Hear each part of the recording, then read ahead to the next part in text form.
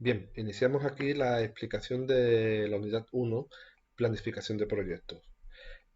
Esta unidad es como si fuera un repaso de la unidad uno de segundo de la ESO, o sea, lo primero que visteis el año pasado en la asignatura de tecnología. Y nos va a servir pues para recordar conceptos que nosotros vamos a repetir durante este año, pero profundizando, porque estamos ya en el segundo año de tecnología. Y si es verdad que alguna rama de este tema relacionada con el marketing, si es algo nuevo para vosotros, y ahí sí nos detendremos un poco más. El resto es básicamente un repaso que nos va a servir para entrar en calor, por así decirlo, ¿vale? Entonces, ¿qué punto vamos a tratar en esta unidad? Vamos a tratar primero, que os sonará del año pasado, os sonará el punto uno, que es la tecnología. El punto 2, el proceso tecnológico o el método de proyectos, que también lo visteis el año pasado. Lo que pasa es que sí es verdad que aquí en tercero se le añade un componente más, que es el marketing, que lo veremos posteriormente. Recordaremos cómo se trabaja en el aula taller. También hablaremos de la documentación técnica, que es la memoria que hay que entregar asociada a cada proyecto. Y por último, veremos el análisis de objetos, que es posible que este punto también sea novedoso con respecto al año pasado, con lo cual aquí nos detendremos un poco más, ¿vale? Bien, pues empezamos. Bien, a modo introductorio, lo que quiero que veáis es qué es lo que es la tecnología en nuestra vida diaria. Como yo ya he venido anunciando anteriormente, la tecnología lo que hace es resolver problemas. La tecnología lo único que su fin último es resolver cuantas necesidades y problemas encuentra el hombre en su desarrollo. Si echamos la vista atrás, por ejemplo, pues hace 5.000 años no había posibilidades de desplazamiento, el desplazamiento era a pie. Entonces el hombre empezó a tener una necesidad de ir más allá.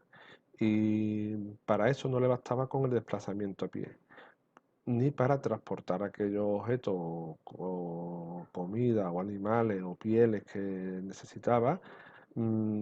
Pues se enfrentaba a un problema, ¿cómo resolverlo? Bien, pues ahí nace la tecnología. La tecnología nace como resolución de problemas y necesidades.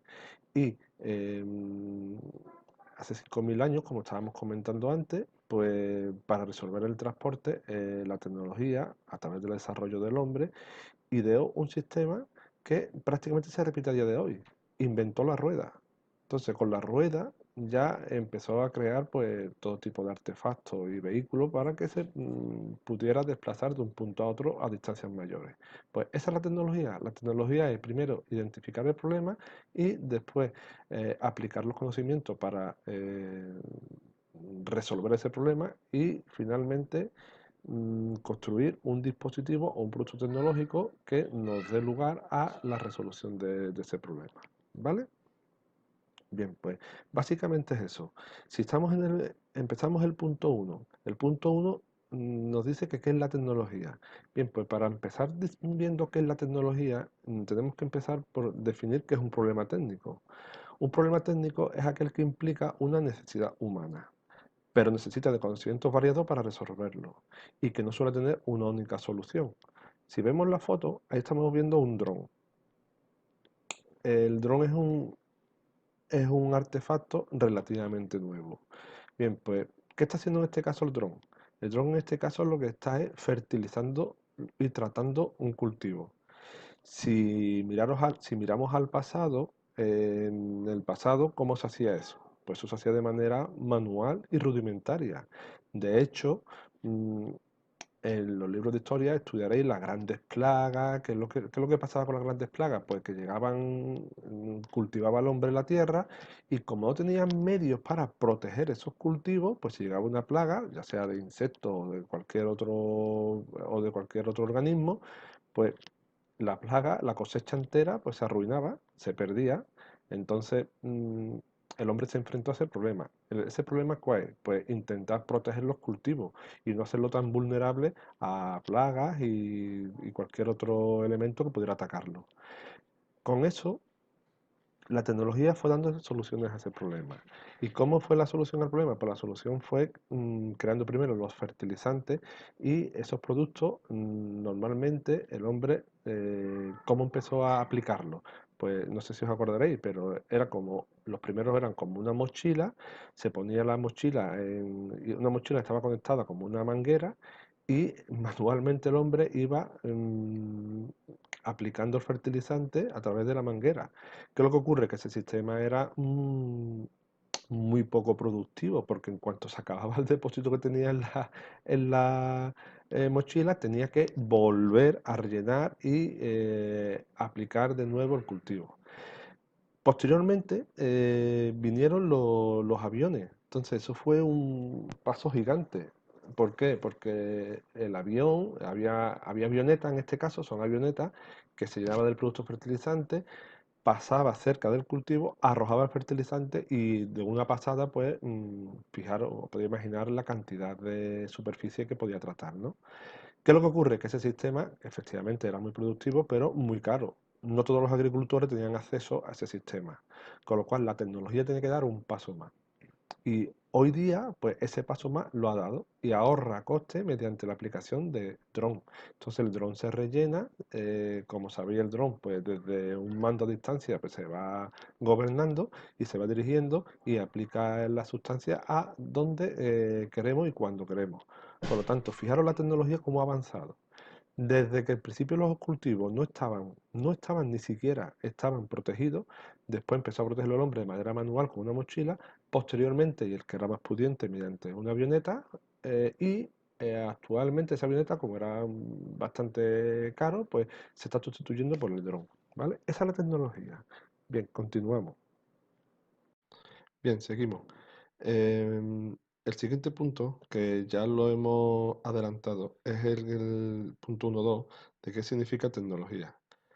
La tecnología, en su definición, es la aplicación coordinada de un conjunto de conocimientos, ciencia y habilidades técnicas con el fin de crear una solución, objeto o sistema tecnológico que permita al ser humano satisfacer sus necesidades o resolver sus problemas. Efectivamente, si vemos aquí estas dos imágenes, eh, en esta primera de aquí, vemos aquí una nave espacial y en la de abajo vemos un simple chupachus. ¿Qué tienen en común? Pues lo que tienen en común es que los dos son productos de la tecnología. En este caso, la nave espacial es como la necesidad del hombre de satisfacer su curiosidad, de saber qué hay más allá. Entonces, la conquista del espacio pues impulsó la tecnología para ¿qué? Pues para construir naves espaciales y para poder desplazarse de fuera de la Tierra. Y en la nave, en la fotografía de aquí abajo, un simple chupa chups es un avance tecnológico. ¿Por qué? Porque fijaros qué cosa más sencilla. Antiguamente, cuando los niños se comían los caramelos, pues los caramelos se los metían en la boca y claro, como niños que éramos y que hemos sido todos, cuando estábamos cansados de comer el caramelo, pues nos lo sacábamos con las manos, lo poníamos en cualquier sitio y esas manos sucias nos las llevábamos a la ropa. Entonces, un empresario español eh, observó esa problemática y dijo, bueno, ¿cómo le puedo dar yo solución a esta situación de que el niño coja el caramelo y se ensucie la ropa y lo deje en cualquier sitio? Pues fijaros qué cosa más sencilla, cogió el caramelo y le puso un palito. Y a partir de ahí creó el chupa chups y satisfijo esa necesidad de que, pues, de que no se ensuciara la ropa ni que dejara el caramelo por cualquier sitio, que el niño pudiera comer el caramelo sin necesidad de sacárselo de la boca. Y si se lo sacaba, que no ensuciara. Pues fijaros qué cosa más sencilla. Eso también es tecnología, ¿vale? Bien. Pues ambas cosas, tanto la nave espacial como el Chupa Chup, son productos tecnológicos. ¿Por qué? Porque el producto tecnológico son aquellos objetos fabricados por la tecnología que resuelven nuestras necesidades. Si vemos la figura de aquí de la derecha de la pantalla, ese artefacto que hace unos años era impensable, ahora casi casi que ha invadido nuestros hogares. Y se trata de un barredor automático. De manera que para aliviar las tareas domésticas, la tecnología avanzó en este ámbito, en este caso el ámbito de la limpieza doméstica, y creó el barredor. Bueno, no solo barredor, el barredor, limpiador, o sea, ya quien lo tenga pues sabe de cómo funciona, pero prácticamente te barre y te limpia el suelo, incluso te lo friega, ¿vale? Pues eso es un producto tecnológico. Un producto tecnológico es aquel en el que se han llevado a cabo una serie de conocimientos y habilidades, o sea, una serie de técnicas para desarrollarlo y crearlo. En este caso concreto, para el barredor, pues se necesita, los que lo hayan creado e ideado, necesitan tener conocimientos de que, pues de electricidad, de electrónica, de matemática, de física, etcétera, etcétera, etcétera. Pues todos esos conocimientos lo aunan y lo ponen al servicio de la tecnología para que cree el producto tecnológico, ¿vale? Punto 2, el proceso tecnológico. Bien, hasta ahora hemos hablado de la tecnología, que la tecnología básicamente resuelve problemas y necesidades. Así ha sido desde el principio de los tiempos. Pero eso no es producto de la casualidad. Cuando yo me enfrento a un problema, no espero a que se me encienda la bombilla, porque eso no siempre ocurre, y lo resuelvo. Yo me puedo sentar a tratar de resolver un problema y esperar que se me encienda la bombilla, y si nunca se enciende, pues nunca lo resolveré. ¿Vale? Entonces, para tratar de resolver un problema, la tecnología creó un método. Y ese método es el proceso tecnológico, que se denomina también método de proyectos. ¿Y qué es el método de proyecto o el proceso tecnológico? Pues se trata de una serie de tareas que se hacen por etapas, que comienza en la necesidad del problema y se termina en la solución final. Bien, pues todo eso que es un método que ha creado la tecnología para resolver problemas, se puede traspolar a cualquier ámbito de la vida. Y yo voy a explicar ahora en qué consiste ese método de proyecto. Bien, aquí, la fase de que consta el proceso tecnológico son las siguientes. Primero, análisis y descripción de la necesidad o problema. Ahí está muchas veces la clave. Bueno, muchas veces no, siempre. ¿Por qué? Porque si yo primero no sé a qué me enfrento, no lo puedo resolver. Por ejemplo, lo que estábamos hablando antes del chupa chups. ¿Cómo se originó el chupa chups? Pues se originó porque, en este caso, un empresario detectó una problemática y una necesidad. Pues ahí está el tema. Por ejemplo, hoy día, con los móviles y las redes sociales, el que, por ejemplo, creó Instagram, pues Instagram observó que había ahí una necesidad de poner en contacto a la gente a través de fotos. Entonces, a partir de ahí, creó una red social y creó Instagram. Pues lo mismo con Facebook, con WhatsApp y con cualquier otro de ellos.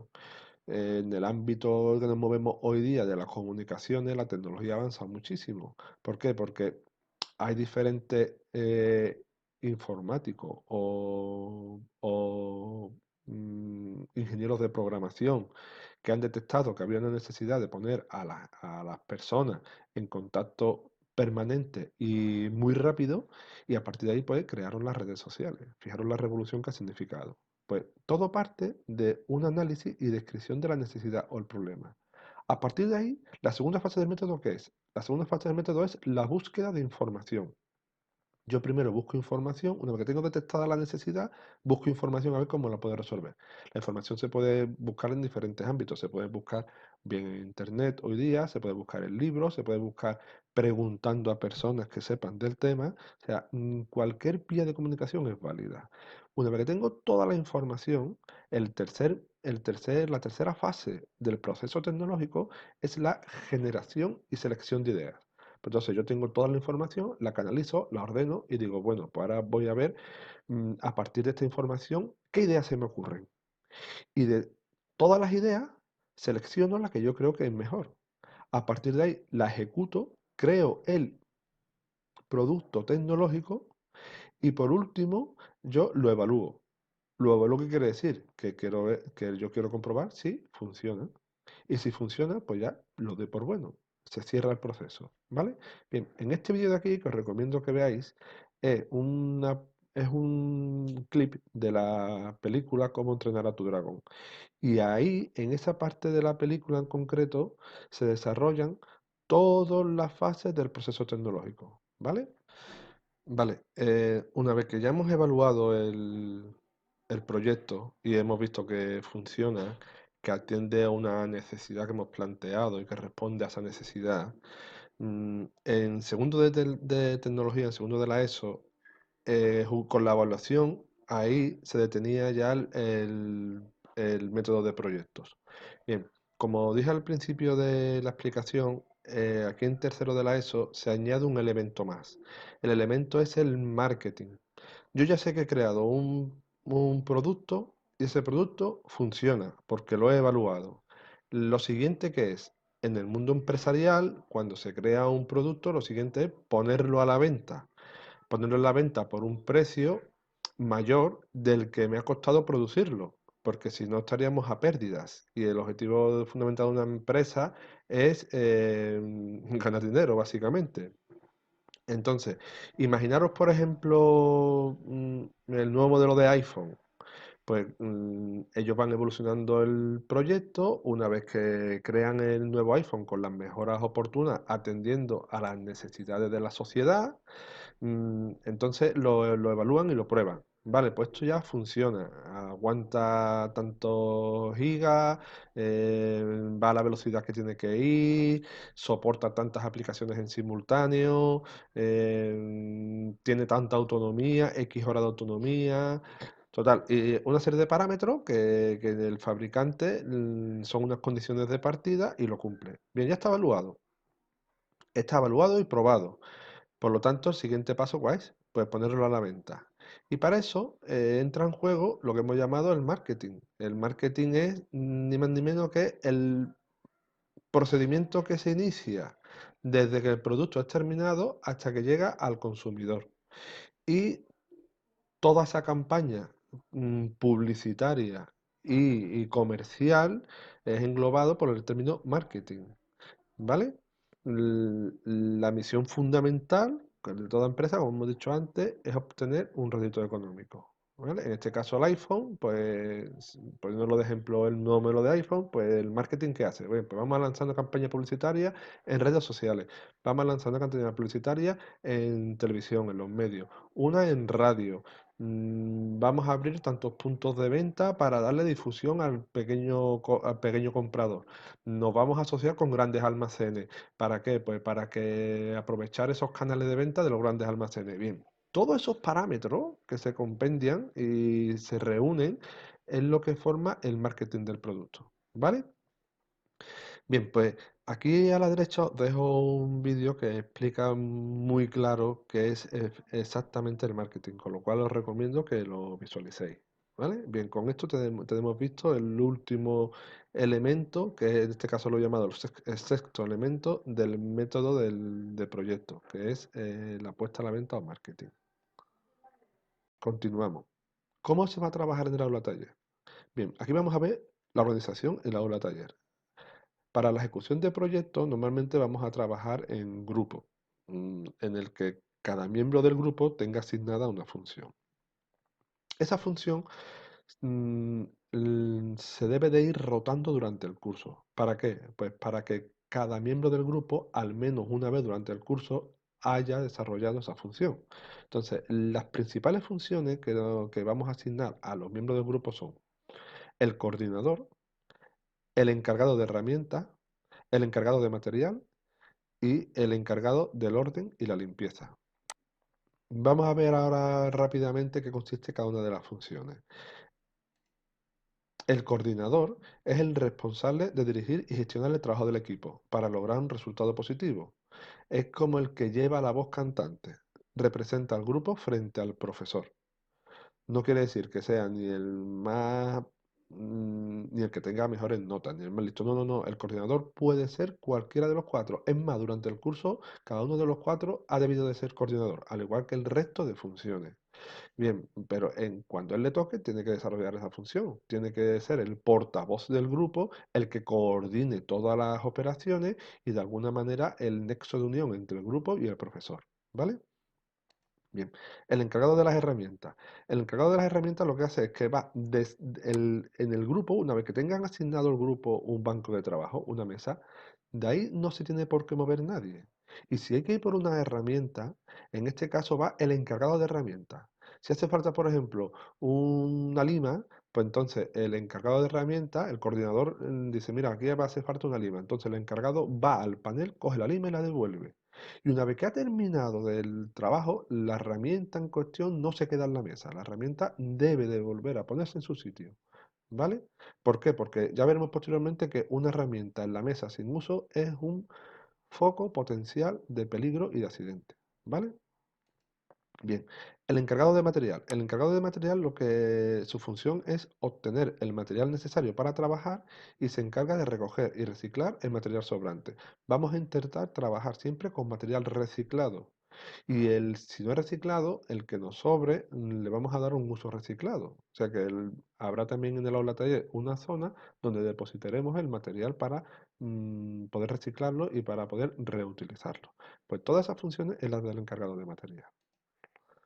Y por último, el encargado del orden de la limpieza. No quiere decir que sea el que limpie. Limpian todos. Una vez que se acaba la clase, limpian todos. Lo que pasa es que el encargado de la limpieza controla que el orden en la mesa de trabajo y que cada miembro del grupo deje su puesto limpio. ¿Vale? Eso hay que quedarlo muy claro. No es el que limpia, limpian todos. Lo que pasa es que este es el que coordina las tareas de limpieza. ¿Vale? Bien, vamos a ver a continuación las normas de seguridad y funcionamiento en el aula taller. Como hemos dicho antes, las normas, el aula taller, pues es un sitio que, bueno, que si no se toman las normas oportunas puede dar lugar a accidentes. ¿Por qué? Porque estamos trabajando con herramientas, unas son de punta, otras son tipo serrucho y otras son martillos, son duras, se pueden caer, pueden hacernos daño. Bien, pues para minimizar todos esos daños hay que seguir unas normas de seguridad. Y las normas de seguridad normalmente vienen representadas por símbolos. Y los símbolos son los siguientes. En azul, cuando un símbolo, un fondo azul y una figura blanca, eso quiere decir que es una obligación. En este caso, esta señal de aquí, que tenemos aquí, sería una señal de obligación de utilizar gafas. ¿Por qué? Porque yo a lo mejor voy a cortar con una sierra eléctrica un trozo de madera y pueden saltar astillas. O voy a cortar una pieza metálica y pueden saltar astillas y se me pueden ir al ojo, que es un sitio vulnerable. Por lo tanto, nosotros necesitamos protegernos con gafas y antes de al lado de esa herramienta, seguramente vendrá un símbolo como este que te informe de que tienes que ponerte obligatoriamente gafas antes de iniciar las operaciones oportunas. Bien, la segunda es la señal de prohibición. Esta os sonará porque si vais con vuestros padres o vuestros familiares en el coche, esta es una señal muy utilizada en la circulación de vehículos. Y lo que es una prohibición. ¿Vale? La tercera, cuando tenemos un fondo amarillo y un perímetro negro y la figura negra, eso quiere decir que es una señal de peligro y de advertencia. En este caso, este tipo de señales lo que están indicando es peligro eléctrico y normalmente se encuentran en los cuadros eléctricos. Y por último, la verde, en este caso, si tengo una señal verde, el verde es salvamento, emergencia. Con lo cual, en este caso, esta es una señal de evacuación.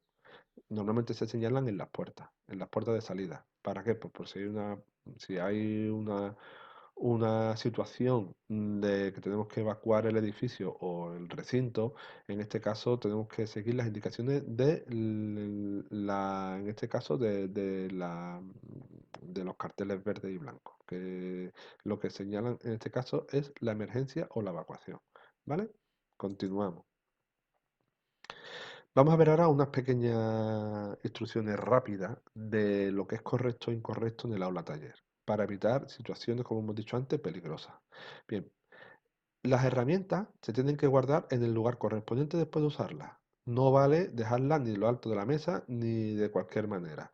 Todas tienen asignada en el panel un sitio y se debe de respetar. De forma que en cuanto yo termino de utilizar la herramienta, automáticamente el encargado de herramienta tiene que situar la herramienta en su lugar correspondiente.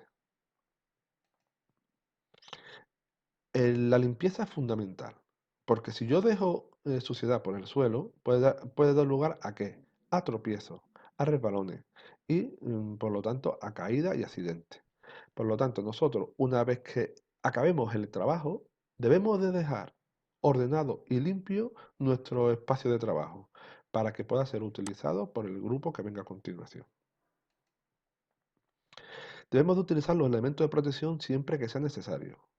En este caso, vamos a soldar dos piezas porque las vamos a unir. Pues al lado del soldador vendrá una señal, como hemos visto antes, de obligación de protección facial.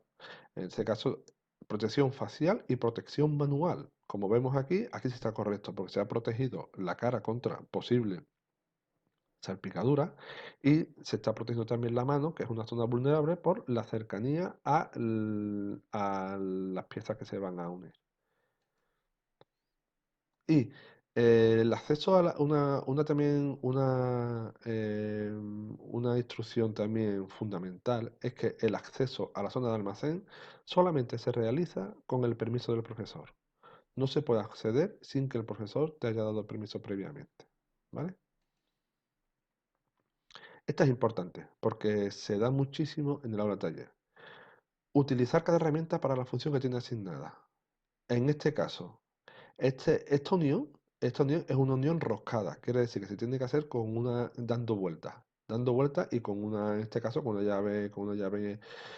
llave inglesa. Lo que no podemos es, si nosotros tenemos que hacer una unión roscada, que es dándole vuelta con una llave, lo que no podemos es golpear con un martillo. Estaríamos utilizando la herramienta incorrecta.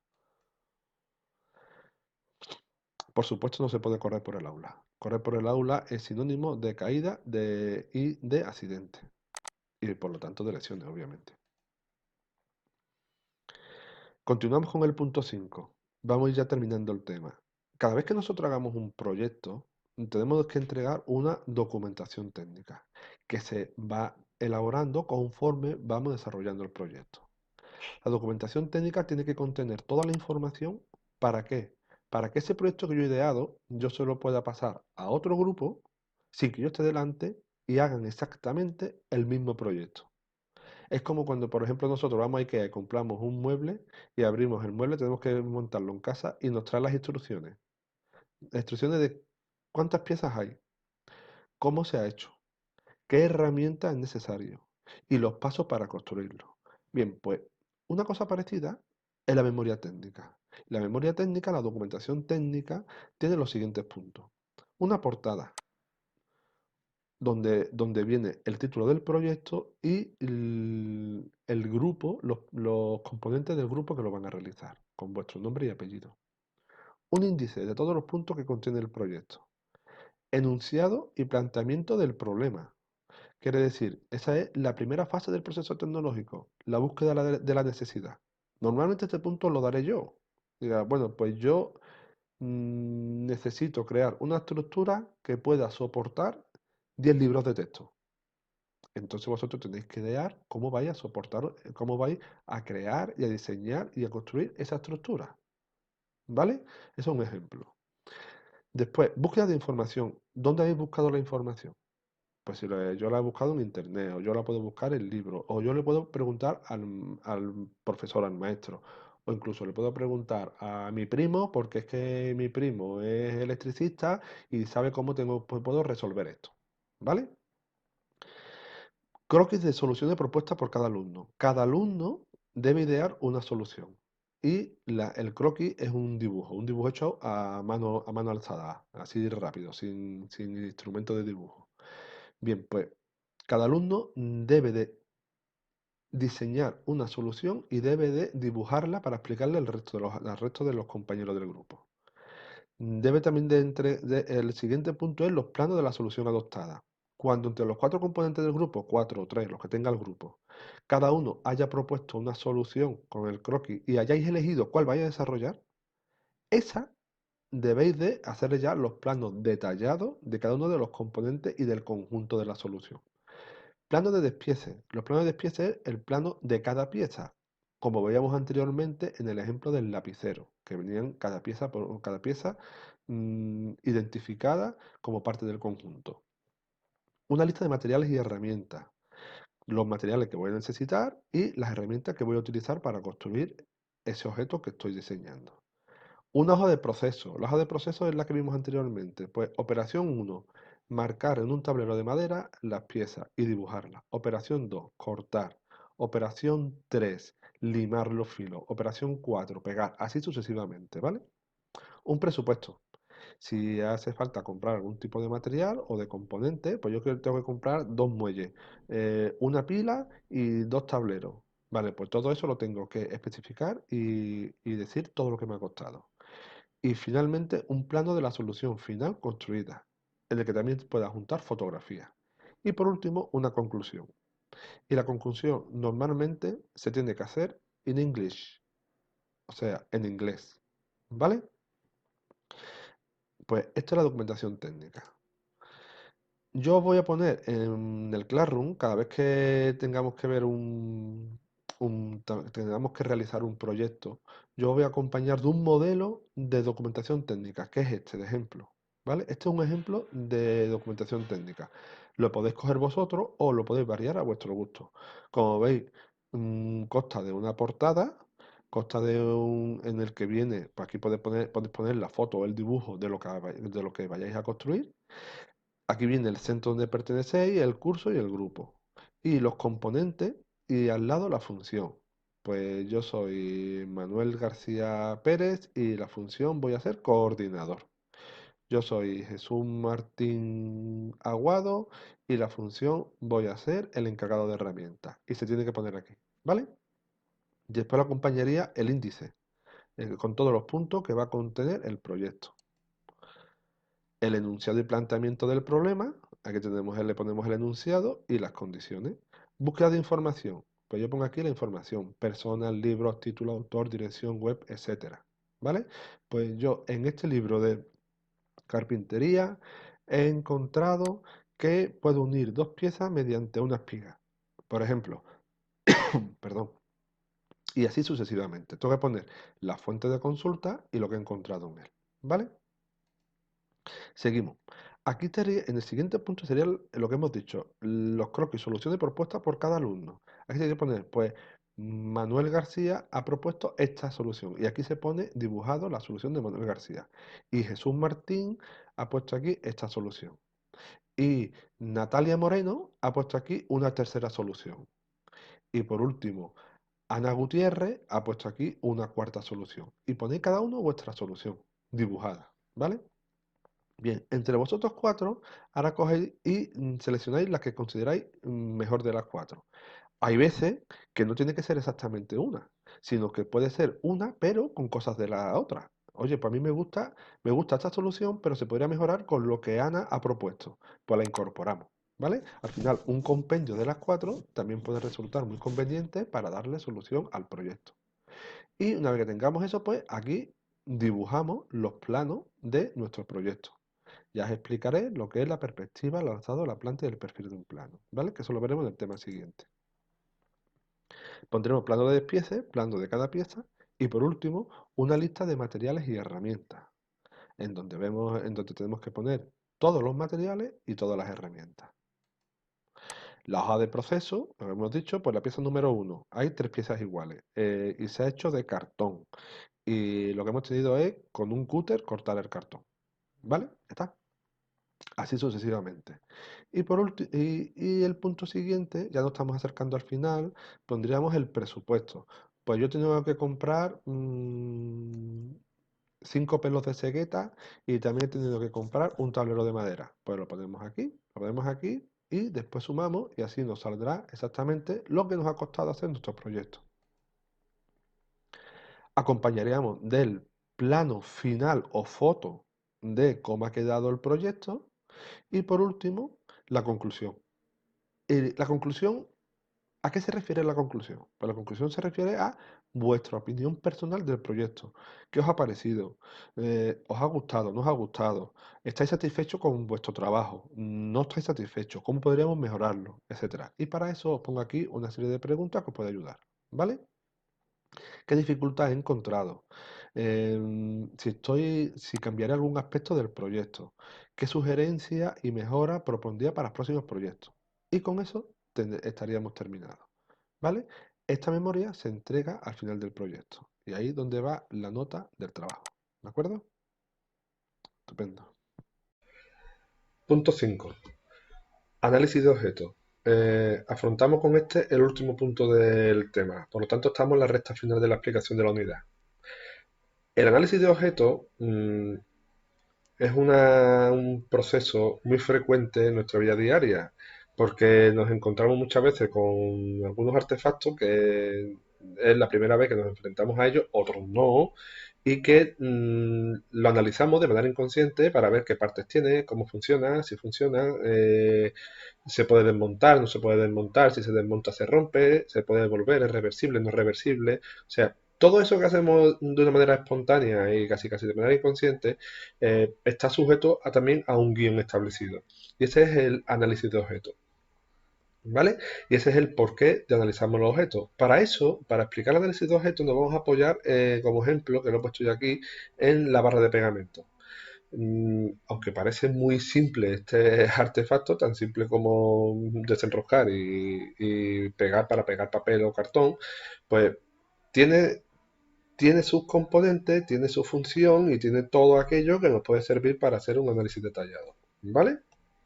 Bien, pues este ejemplo lo vamos a arrastrar a lo largo de la explicación. Mm, para analizar el objeto tenemos que empezar a preguntarnos qué utilidad tiene el análisis de objetos. Vale, entonces, ¿qué utilidad tiene?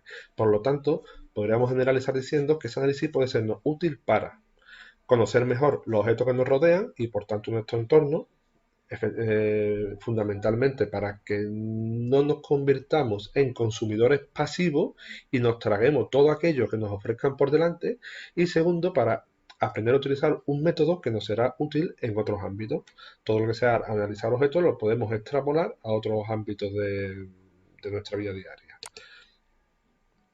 Para aplicar el análisis de objetos se sigue un método que dividiremos en 5 fases, entre las cuales tiene especial importancia determinadas tareas. Para poder ver estas 5 fases en la tabla inferior. En la primera fase daremos un análisis global, general, es un análisis, lo que se llama un primer vistazo del objeto, lo que es perceptible al ojo, antes de entrar en detalle. El segundo sería un análisis anatómico. Anatómico está todo lo relacionado con la forma y componentes. O sea, ahí analizaríamos la forma general, los componentes, lo desmentaríamos, por así decirlo. Por ejemplo, una botella. Una botella tiene dos componentes. Por un lado está el cuerpo donde está el líquido y hay un segundo componente que es el tapón. ¿Vale? Pues eso formaría parte del análisis anatómico. Bien, después entraríamos en una tercera fase de análisis que sería el análisis funcional. Funcional quiere decir, como su propio nombre indica, qué función realiza.